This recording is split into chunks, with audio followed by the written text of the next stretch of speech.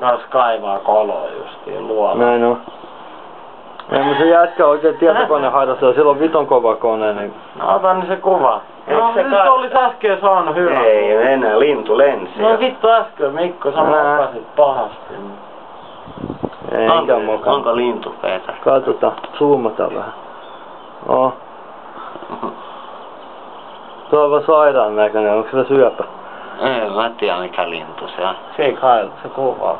Mä luulen, että on se, mikä se intialainen... Ylikauan kaivu. Niitä niin... Eikö ollut nuhaa monta päivää? Nyt mä otin sen ataraksi sit vielä nää suput, niin tiiäks kovettu tossa niin yliisä semmonen klimppi, semmonen saatana. Käks oli? Mitä se se intialainen käks? elefantti kirppulintu. No, mikä nokkii kirppuja elefanteista. Kauan sä olit varmaan vittu yli puoli tuntia eilen puristaa sitä sinniä. Vittu kauan. Vittu sinua oikein. Joo, Makella oli hieno, se oli ottanut netistä jostain tai massu semmonen, kun ne leikko kakkuja siitä asti, kun ne keräsi ne puskat.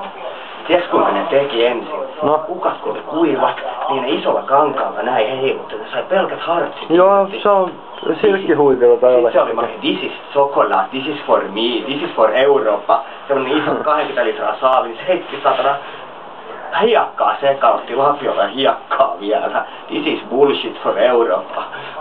No, se on lyhkä juttu, mutta tommosen on noin ei. Se hertsit vittu, tiiäks, sit se lämmitteli sitä.